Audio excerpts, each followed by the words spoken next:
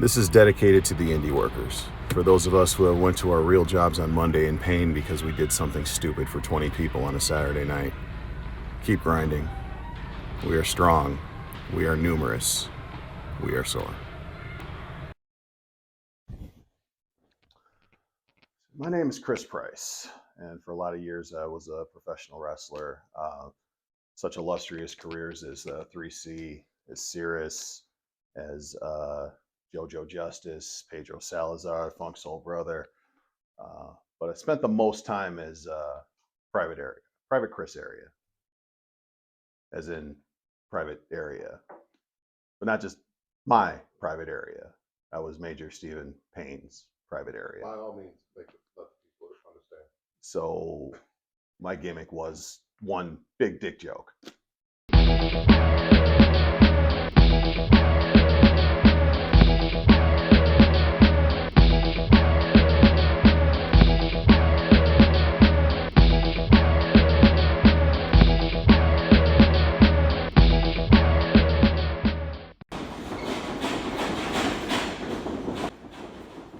So what the hell's going on here? How did we come to this moment? Getting back in a wrestling ring for the first time since the early 2000s. Age 45 now. A lot of mileage on these tires. But the question remains, can a 45-year-old man get back in a wrestling ring after almost a 20-year absence and make it look respectable? But to truly appreciate this moment and what it means and what it all entails and what has got me to this point, we need to take it all the way back to the beginning. And it started in a backyard in the late 90s in Milwaukee, Wisconsin. Take a dip to my style and spit this hot verse. And this is where I'm coming from and didn't even curse. I was in the studio, it took me to rehearse. Out of town and all around, yo, Milwaukee comes first. Words burst out the page, devoid of the rage in the stage. Locked in white water's cage, cause this is where I'm from, and this is where I'll go, and this is where I'll die, and this is where I'll grow. Bald head braid, short hair or afro, from the top of all that down to my big toe. Running through my veins, I can feel it start to flow like a shiver up your spine when the cold winds blow. Speak it to the heavens or keep it on the low. Tell your mother, tell your father, tell your sister, tell your bro. Milwaukee got my back, I never kick it so low. Alone I shine and you can watch your soul glow. There's one thing I learned and there's one thing I know. The world ain't ready for me yet, but at home I'm a pro. Character development, cinematography, how they put all that shit together. Editing. I've actually found myself paying attention to how people edit shit now.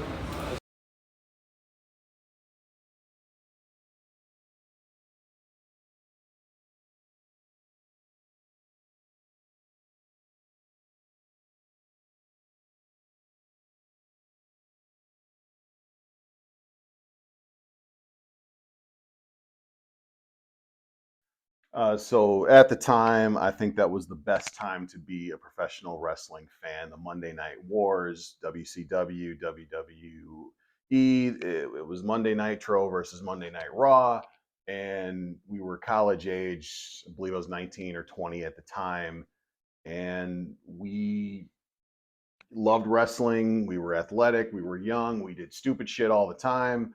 And it just turned out to be like, you know what? We can do that.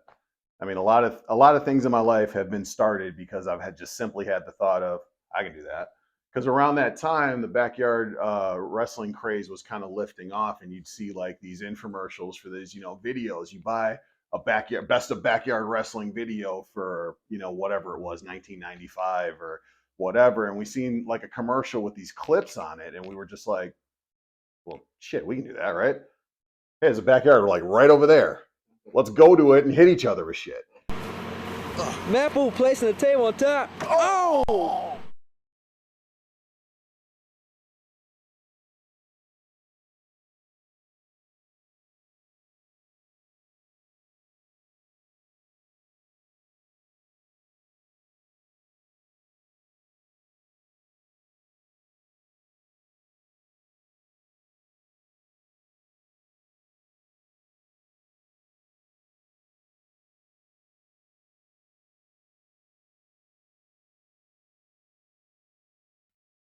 Good afternoon.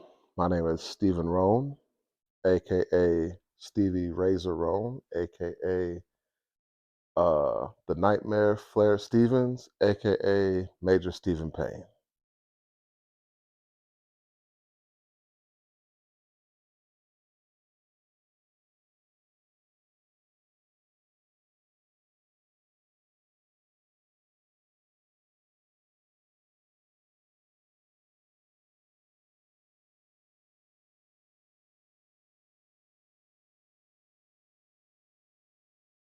And it was the result of just how insanely hot pro wrestling was in the late 90s.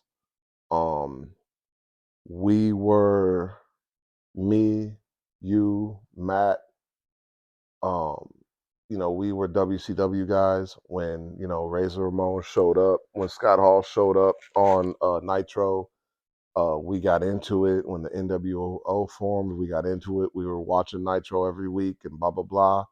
And since we were young men at the time, since we were healthy at the time, since we were energetic, we didn't have a lot of responsibilities or reasons to do or not do things. It just translated to, we can kind of do that. Oh, you got a camcorder. All right, let's do it. We don't have a ring, but we got a backyard. So we started backyard wrestling. Oh, a tornado DDT off the little table there. I'm Jim Rosinski. I used to wrestle under a couple of names, just gimmick names. I had Lord Humongous. I had Subhuman. When I was with the Brawl, I did Stealth.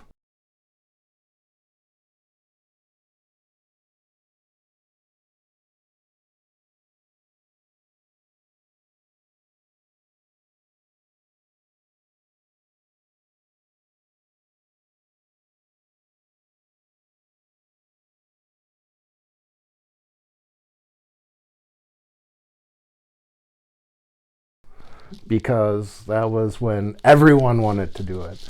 It wasn't just, it wasn't like, hey, that's not a good idea. Everyone was doing it. I mean, we were all doing it when we were kids. I remember the neighborhood kids down the street from me were getting in trouble in the 80s because they were doing backyard wrestling. It was this goofy stuff that, we thought we were invincible. So we went ahead and did it. Oh! And Matt being thrown into the tables. Okay, well, Matt Morrison's my name. Went by Matt Fu, I think, originally. I did a little Purple People Eater. Various other minor characters.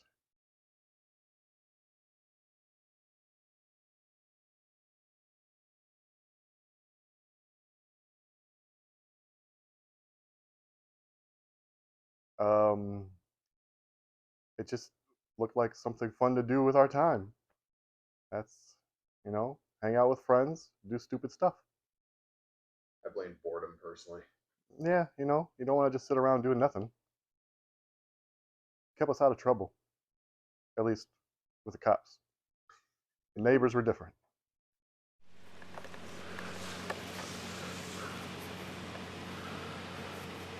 Oh! And that is a patented Roan kick. Yeah, we just started, just imitating, people that that were entertaining us at the time. Can you do a tombstone in the backyard? Can you go through a couple tables in the backyard? Can you take a bump? Whatever. We were just so heavy into, the hottest time in modern pro wrestling happened when we were 19, 20, 21 years old and and could bend without breaking. I mean, we had an idea of what we were doing as opposed to like actual theory and working of a match. No, we were probably stiff as hell, just because.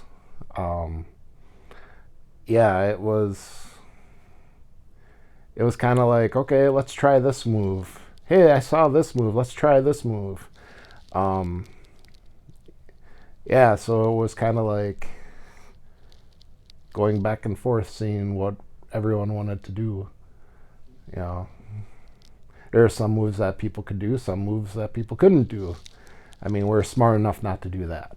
So, I mean, Yeah, smart and us in the backyard. I don't think those two words go together. true.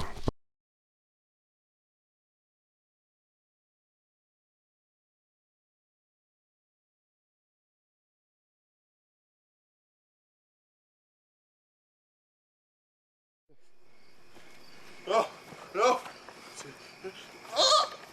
Oh, God. So, but yeah, it was fun. It was rough. We took our bruises, broken noses. Yeah, but yeah, good time. You know, going through a table is not as hard as it seems. Oh, puts him right through the table. Right through the table, and I think that's it for Matt. And the key with the tables is that you don't go through the tables unedited. You don't take the metal ring off either, because then the table's too flimsy and it doesn't break your momentum. And it's like you still hit the ground pretty hard. So the key to a good table spot is the metal ring on the bottom of the table. You take a hacksaw and you hack it, you cut it, not quite halfway, about a quarter of the way. So that way you still have some give to the table. It's still going to break, but you're also telling the table where to break, which is also super important. We fucking set up lights. We set up lights in the backyard because Nitro ended after sundown. We set up lights in the backyard, beat shit out of each other, man. Like, fuck, yeah, no. I got a lot of great memories from that. Well, every match was a ladder match, even though there was just a ladder in the backyard. There was nothing suspended like a title or something like that. So every match was technically a ladder match because there was a ladder present. So you'd have to do spots to work the ladder in there. Taking him to the ladder. Oh, face first into the ladder. Again. See, moving the sheet metal out of his way. A drop kick, and the ladder goes down, and so does Matt. Having my character, my heel character of 3C, which was just basically irritated me, I guess. Not a real character per se.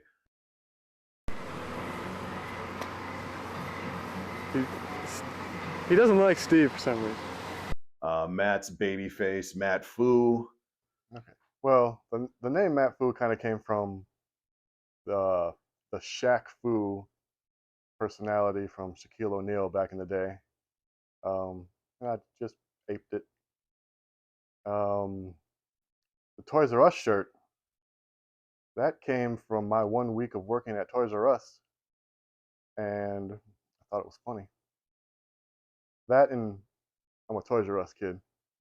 Matt, who was more of the reserved person who didn't really speak much back in those days, it's like we put on something for him and all of us to perform and to act stupid, and then this dude's like up on the roof posing for his intro, coming off the garage, and I'm pretty sure I wasn't ready for that the first time and probably had to get off of camera because I was laughing too hard. Did he? Oh, with the R. Kelly. Oh, no. With the R. Kelly. Matt came out to R. Kelly's city.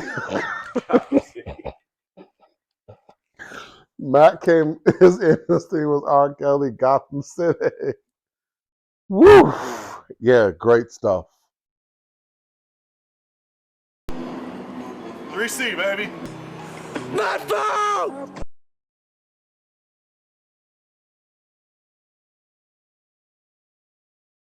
You see?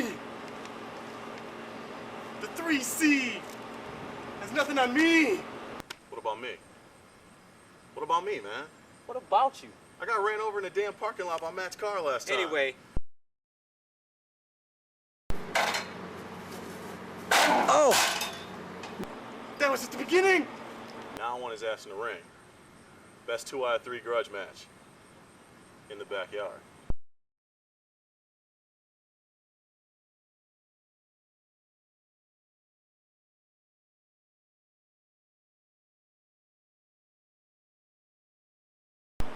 2 out of 3 today. We only need 2 matches. All right, enough of this.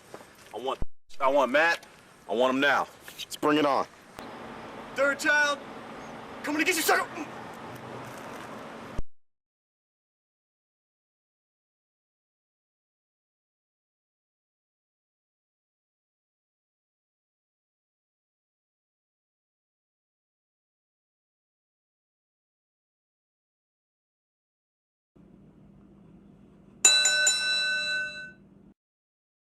But the baseball slide. Oh!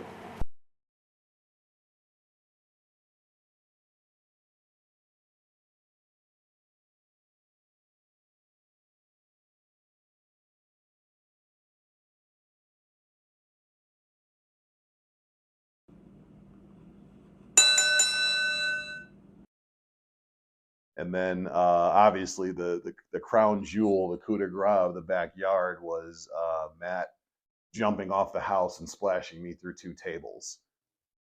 Well, the first thing that gave us the idea was I got a couple tables from work, and we were like, let's use these. And I don't exactly remember how we came up with the idea of stacking 2 on top or 1 on top of each other, but I'm sure Chris wanted to do it. Oh! And oh! And blows being applied here. Matt is gonna go all the way to the top, up to the Gotham. Yes, go to Gotham, Matt. Oh! Oh my goodness! He went to Gotham and back, baby! And he's going for the pin! 1, 2, 3! Yeah! We're going to Gotham! Woo! And I've shown that clip to people over the years, and everyone has the impending sense of doom when they see it, like, oh, this is a bad idea. When I was getting ready to jump off that roof, I was like, should I do this? Then I was like, I'm just gonna fall. I didn't. If you look at the tape, I didn't really jump off the roof. I fell off the roof. And but getting the balls up to do it, I was young, and that makes things easy. And that spot went off without a hitch.